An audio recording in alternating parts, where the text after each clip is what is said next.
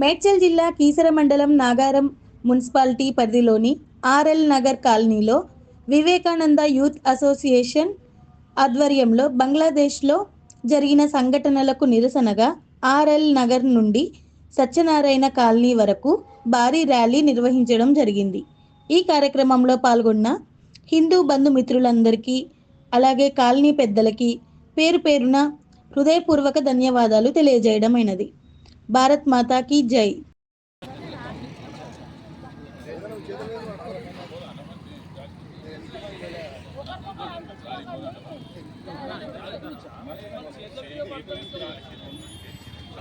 भारत माता की जय, भारत माता की जय.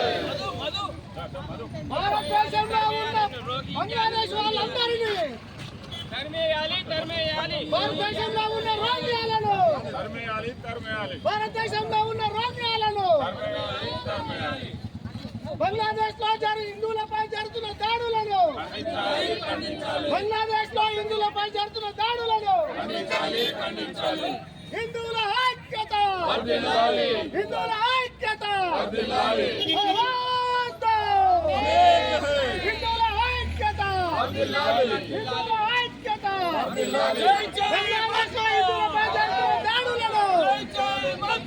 బంగ్లాదేశ్ లో హిందువులపై జరుగుతున్న దాడులను ఖండించాలి ఖండించాలి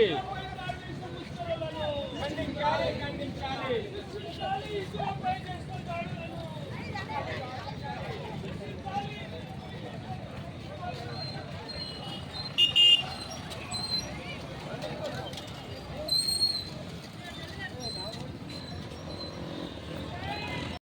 దౌర్జన్యము మనం చూస్తున్నామంటే చాలా బాధాకరమైన విషయం. ఇది చాలా అంటే చాలా బాధ.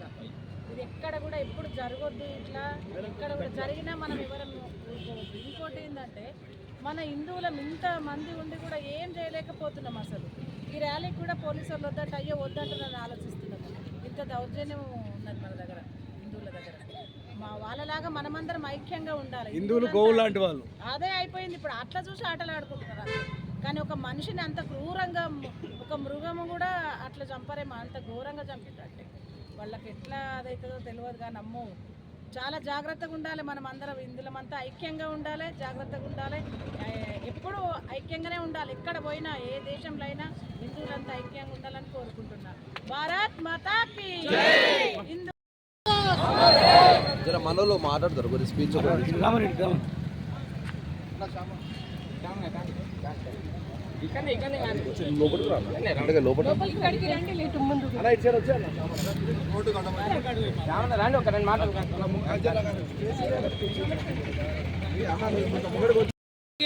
అక్కడ ఉన్నటువంటి ఫాల్తుగాడు మహమ్మద్ యూనస్ ఖాన్ కానీ దిష్టి బొమ్మను తొలగబెట్టడం జరిగింది.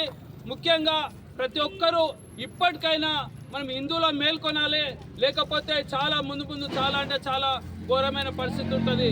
బంగ్లాదేశ్ ఒకప్పుడు 1971 సంవత్సరంలో భారతదేశం పుణ్యాన బంగ్లాదేశ్ ఏర్పడింది.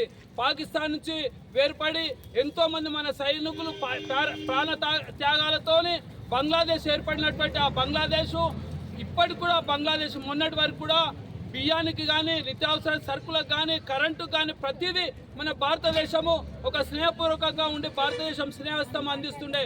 కానీ వాళ్ళ ఒక మత మౌఢ్యంతో బంగ్లాదేశ్లో ఉన్నటువంటి హిందువుల పైన ముఖ్యంగా మహిళల పైన అత్యాచారాలు చేయడము, హిందూ దేవతా విగ్రహాలను పలగొట్టడము, గుళ్ళను ధ్వంసం చేయడము, అలాగే ఏదో అన్నడాన్ని దీపు చంద్రదాస్ అని ఒక హిందూ యువకుని ఘోరంగా కొట్టుకుంటూ తీసుకుపోయి చెట్టు కూరేసి ఇంకా వాళ్ళ పగ చల్లారకుండా వాళ్ళు సజీవంగా తగలబెట్టడం చాలా ఘోరమైన చర్య.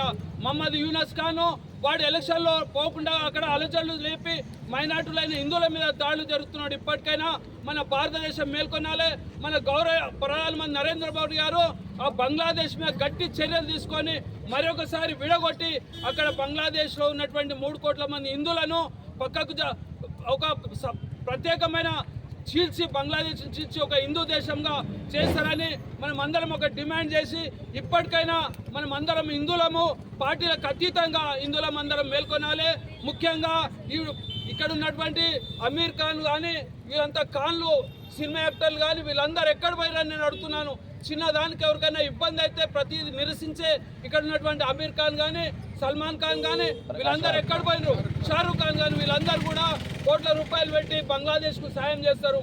కానీ ఇక్కడ ఒక్కరైనా ఈ యొక్క అమానుషమైన సంఘటనను ఖండించలేదు. ఎంతోమంది కోన సెక్యులరిస్టులు కానీ, మేధావులు కానీ, గర్వాపసులు కానీ వీళ్ళందరూ కూడా ఎవ్వరు కూడా ఖండించిన పాపన పోలేదు. ఇప్పటికైనా హిందువులం ఒక్కటే, హిందువులు మేల్కొనాలి. హిందువులు మేల్కొంటేనే మనకు భవిష్యత్తు ఉంటుంది, మన పిల్లలకు భవిష్యత్తు ఉంటుంది, మన తరాలకు రాబోయే తరాలకు భవిష్యత్తు ఉంటుంది. హిందువులు ఏదైనా అవుతే కింద మనకు బంగాళాఖాతమే ఉంది, బంగాళాఖాతంలో దుంకి చచ్చిపోవాలి. కానీ ఇప్పటికైనా హిందువులు మేల్కొని మనమంతా జాగృతం ఉండి, ముఖ్యంగా కులాలకు అతీతంగా మనమంతా హిందువులమంతా ఐక్యమత్యంగా ఉండాలని కోరుతూ ధన్యవాదాలు. ఈరోజు ఏదైతే ఆర్ఎల్ నగర్లో యువ నాయకుడు మధు గారి ఆధ్వర్యంలో బంగ్లాదేశ్లో హిందూపై జరిగిన కార్యక్రమం ఏదైతే ఉందో చాలా హేనీయం. దానికి మేమందరం కూడా హిందువులం ఐకమత్యంగా ఉన్నామని ప్రపంచానికి ఎలుగెత్తి చాటే విధంగా ఏదైతే కార్యక్రమం నిర్వహించడం నిజంగా మధుకు హృదయపూర్వక ధన్యవాదాలు చెప్తున్నాను. ఈరోజు ఇంతకుముందే సురేష్ అన్న గారు చెప్పినట్టు బంగ్లాదేశ్కు స్వాతంత్రం మన భిక్ష. దాదాపు భారతీయ సైనికులు 4,000 మంది వీరమరణం పొందారు, 10,000 మంది గాయాలు పడి మనం ఇచ్చిన భిక్ష ఈరోజు బంగ్లాదేశ్.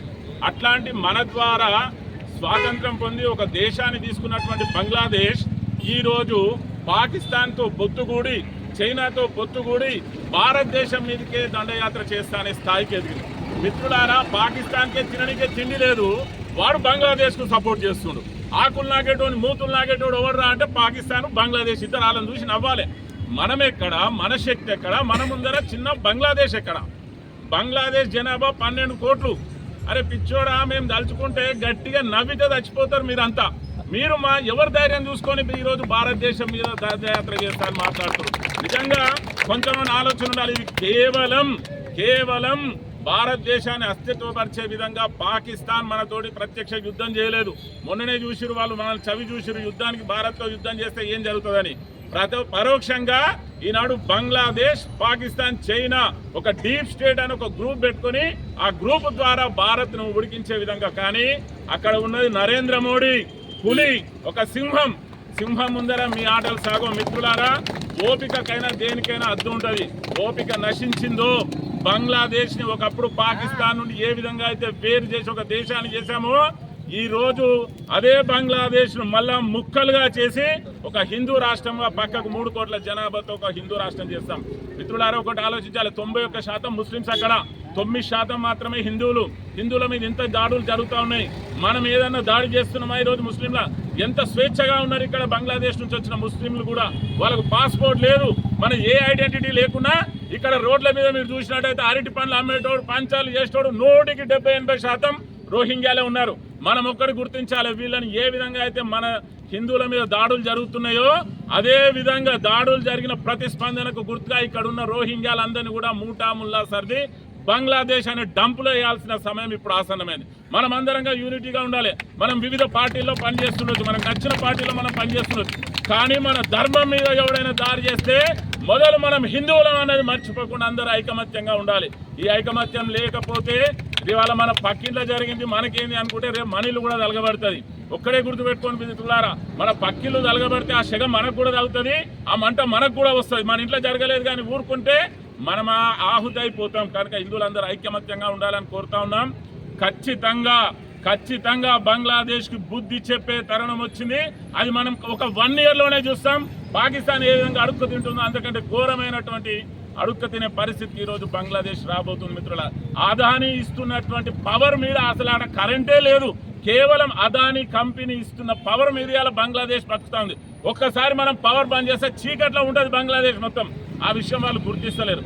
కనుక ఈ కార్యక్రమానికి వచ్చినటువంటి హిందూ బంధువులందరికీ, ఈ కార్యక్రమానికి సహకరించిన పోలీసు వారికి కూడా ప్రత్యేకమైన ధన్యవాదాలు చెప్తూ, ఈరోజు దౌర్భాగ్యం ఏంటంటే మనకు పోలీసు వాళ్ళు అడగగానే పర్మిషన్ ఇచ్చారు పెద్ద మనసుతోటి.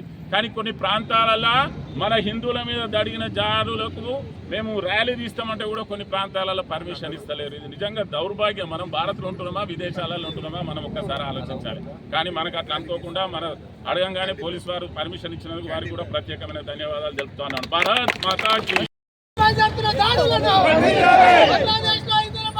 దాడులను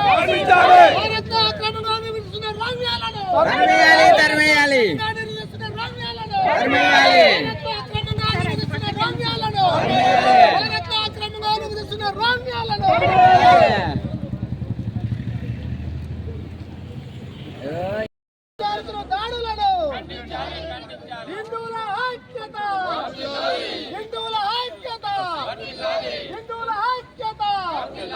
అవార్డు! అవార్డు! బంగ్లాదేశ్ రైతులపై జరిగిన దాడులను ఈరోజు చాలా దారుణమైన దినంగా అనుకోవాలి. ఎందుకనంటే 4 రోజుల క్రితం జరిగినటువంటి దీపు చంద్రదాస్ ఆయన్ని ఎంత దారుణంగా చేశారో ఈ ఒక్క విషయం చెప్తున్నా. ఎంత శ్యామన్న చెప్పినట్టు ఈరోజు భారతదేశంలో ఫ్రీగా భారతీయులము అని బతుకుతుంటే సరే, లేదంటే ప్రతి ఒక్కడు భారతదేశంలో బతికేటువంటి రోహింగ్యాలు ముస్లిమ్స్ ఎవరైతే ఉంటే వందే మాత్రం అనాల్సిందే, వందే మాత్రం అని. అలా ఉంటేనే మీకు బతకడానికి హక్కు. భారతదేశంలో బతుకుతున్నప్పుడు భారతీయులం, కులమత భేదాలతో సంబంధం లేదు. అందరం కలిసికట్టుగా ఉంటేనే ఏదైనా జరుగుతుంది. హిందుత్వం ఇవాళ హిందువులు కూడా ఏకమై ఉండాలి. హిందువులు ఏకమై ఉండకపోతే మన ఇల్లు అన్ని తగలపడే అవకాశం ఉంది, మన ఇంటికి వచ్చే అవకాశం ఉంది.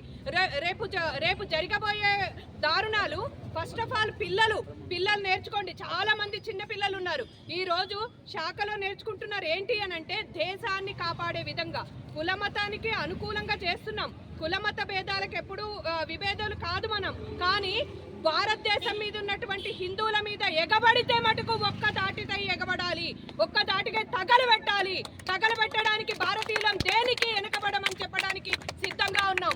భారతదేశాన్ని కాపాడటానికి యుగ పురుషుడు ఎలా అయితే ఉన్నాడో ఆయన వెనకాల కోట్ల మంది ప్రజలు మేమందరం ఉన్నామని తెలియజేస్తున్నా. ఎప్పటికీ కూడా హిందుత్వం ఐకమత్యమై ఉండాలని కోరుకుంటున్నాను. ఈ అవకాశం ఇచ్చిన హిందువుల సాంప్రదాయం ఖచ్చితంగా పరిచిన మనం ఒకళ్ళు దానం చేసే ఓర్పు మన హిందువులకి. అదే హిందువుల మీద తిరగబడితే ప్రపంచం మొత్తం హిందువులు నాశనం చేయగల శక్తి మనకుంది అని మీరు ఎవరు ఇళ్లలో పడుకోవద్దు. జాగ్రత్త. భారత్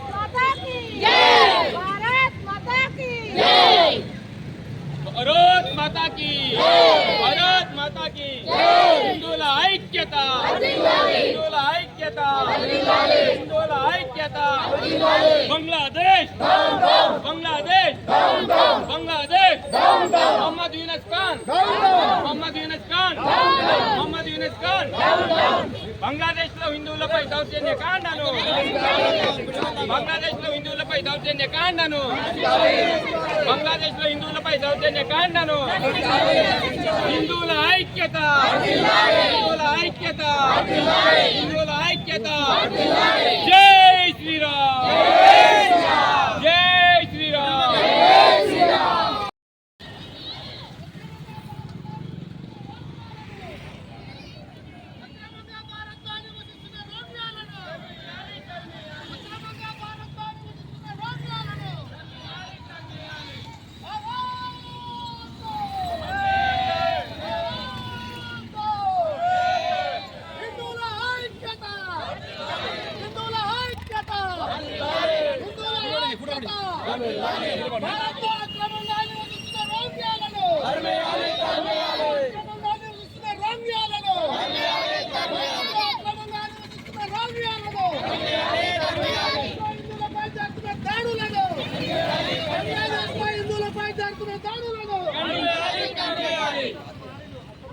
జై జై మాతా,